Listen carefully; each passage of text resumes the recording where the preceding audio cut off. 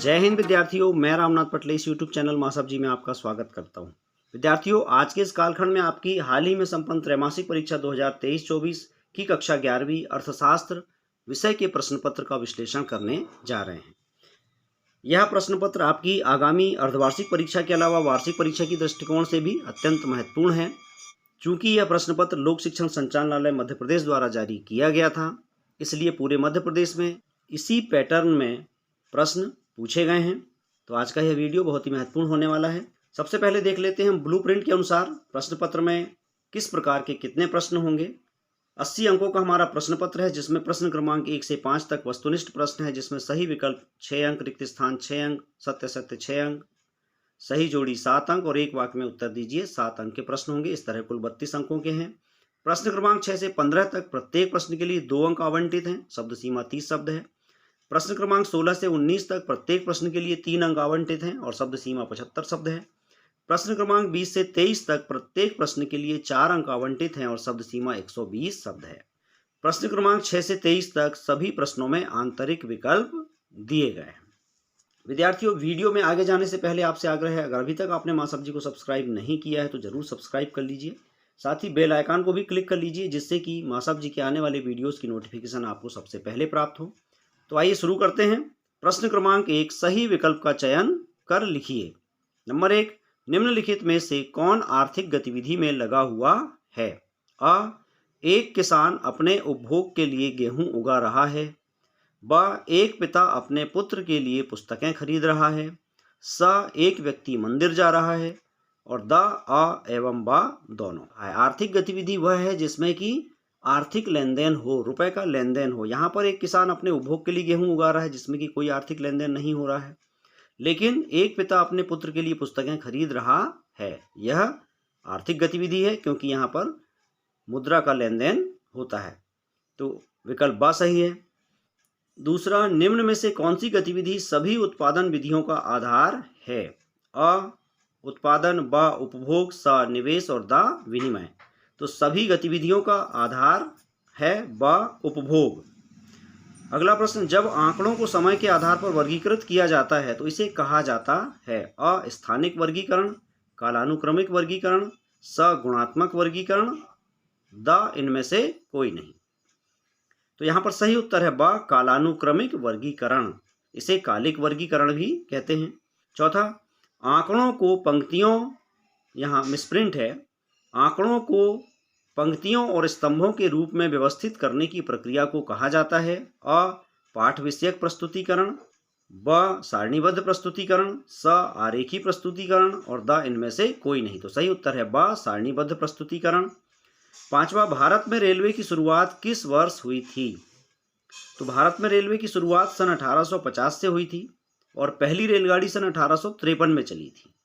इसलिए यहाँ पर विकल्प अ सही है, 1850 में। अगला प्रश्न है, केंद्रीय प्रवृत्ति का सर्वाधिक प्रयुक्त माप है? अ, समांतर माध्य, ब, मध्यिका, स, बहुलक और द, उपरोक्त सभी। तो केंद्रीय प्रवृत्ति का सर्वाधिक प्रयुक्त माप होता है समांतर माध्य या औसत। आइए अब देखते हैं प्रश्न क्रमांक 2, रिक्त स्थानों की पूर्ति कीजिए। रमेश एक बहुराष्ट्रीय कंपनी में मार्केटिंग एग्जीक्यूटिव के पद पर कार्यरत है। वह एक खाली स्थान है। तो यहाँ हम लिखेंगे कर्मचारी। चाहे कोई व्यक्ति उच्च पद पर हो या किसी निचले स्तर के पद पर, वह कर्मचारी ही होता है। दूसरा, जब शोधकर्ता NSSO द्वारा एकत्र किए आंकड़ों का उपयोग करता है तब वह खालिस्तान आंकड़े उपयोग कर रहा है। तो NSSO द्वारा एकत्र किए गए आंकड़े उनके लिए प्राथमिक आंकड़े होंगे, लेकिन यदि कोई शोधकर्ता इनका उपयोग करता है तो वह उसके लिए द्वितीयक आंकड़े हो जाते हैं। तो यहाँ द्वितीयक लिखेंगे। तीसरा, खालिस्तान वर्गीकरण में आंकड़ों का वर्गीकरण उन विशिष्टताओं के आधार पर किया जाता है जो स्वाभाविक रूप से मात्रात्मक होती हैं। तो यहाँ पर हम रिक्त स्थान में लिखेंगे मात्रात्मक वर्गीकरण। चौथा, खालिस्तान प्रस्तुतिकरण में आंकड़ों को ग्राफ की मदद से प्रस्तुत किया जाता है। तो यहाँ पर हम लिखेंगे आरेखीय प्रस्तुतिकरण, आरेखीय या आरेखीय लिख सकते हैं। पांचवा, खालिस्तान ब्रिटिश शासन के दौरान कृषि में गतिहीनता का कारण है। तो कृषि में गतिहीनता का मुख्य कारण था भू व्यवस्था प्रणाली या जमींदारी व्यवस्था भी हम यहाँ लिख सकते हैं। भू व्यवस्था प्रणाली के अंतर्गत जमींदारी व्यवस्था थी, जिसमें कि जमींदार किसानों से उनकी उपज का बड़ा हिस्सा ले लेते थे। अगला प्रश्न है, खालिस्तान को भारतीय योजना के वास्तुकार के रूप में जाना जाता है। तो यहाँ पर हम लिखेंगे पीसी महालनोबिस, या केवल महालनोबिस भी आप लिख सकते हैं। इनका पूरा नाम है प्रशांत चंद्र महालनोबिस। प्रश्न क्रमांक 3, सत्य अथवा असत्य बताइए। नंबर 1, सांख्यिकी परिणाम केवल औसतन ही सही होते हैं, सदैव नहीं। तो सत्य कथन है। दूसरा, शोधकर्ता द्वारा संग्रह किए गए आंकड़े द्वितीयक आंकड़े कहलाते हैं, असत्य है। ऐसे आंकड़े प्राथमिक आंकड़े कहलाते हैं। तीसरा, मिलान चिन्हों का उपयोग आवृत्ति वितरण को व्यवस्थित करने के लिए किया जाता है, सत्य। चौथा, आयत चित्र के बिना बहुभुज का निर्माण नहीं किया जा सकता, सत्य कथन है। पांचवा, ब्रिटिश शासन के दौरान भारत में कृषि उत्पादकता बहुत कम थी, सत्य। छठवां, पूंजीवाद एक ऐसी अर्थव्यवस्था है जिसमें निजी एवं सरकारी दोनों क्षेत्र एक साथ कार्य करते हैं, असत्य कथन है। ऐसी अर्थव्यवस्था को हम मिश्रित अर्थव्यवस्था कहते हैं। प्रश्न क्रमांक 4, सही जोड़ियां बनाइए। खंड आ में दिए कथनों की जोड़ी हम खंड बा से बनाएंगे। एक व्यक्ति जो अपने लाभ को अधिकतम करने के लिए उत्पादन प्रक्रिया में हिस्सा लेता है, तो इसे हम कहते हैं उत्पादक, ई से जोड़ी बनाएंगे। दूसरा, आंकड़ा संग्रहण की विधि, वैयक्तिक साक्षात्कार से जोड़ी बनेगी। तीसरा, सांख्यिकी श्रृंखला जिसमें मिसप्रिंट है यहाँ पर, सांख्यिकी श्रृंखला जिसमें आवृत्ति वितरण ना हो, तो जिसमें आवृत्ति वितरण ना हो उसे हम व्यक्तिगत श्रृंखला कहते हैं, रा से जोड़ी बनेगी। चौथा, संचयी आवृत्ति वक्र, इसकी जोड़ी हम बा ओजाई वक्र से बनाएंगे। संचयी आवृत्ति वक्र को ही ओजाई वक्र कहते हैं। पांचवा, स्वेज नहर का प्रारंभ सन 1869 में हुआ, सा से जोड़ी बनेगी। छठवां, भारतीय अर्थव्यवस्था, इसकी जोड़ी हम द मिश्रित अर्थव्यवस्था से बनाएंगे। और सातवां, औद्योगिक नीति की जोड़ी हम बनाएंगे या 1965 छपा हुआ है। विद्यार्थियों, यहाँ पर 1956 होना चाहिए। हमारी जो दूसरी औद्योगिक नीति थी 1956 में आई, और इससे पहले जो प्रथम औद्योगिक नीति थी 1948 में आई थी। तो यहाँ पर या तो 1956 होता या 1948 होता। हम इसकी जोड़ी इससे बना देंगे, या से। प्रश्न क्रमांक 5, एक शब्द अथवा एक वाक्य में उत्तर दीजिए। सांख्यिकी का एक वचन में अर्थ है, सांख्यिकी विधियां जिसमें समंकों का संकलन, विश्लेषण और निर्वचन किया जाता है।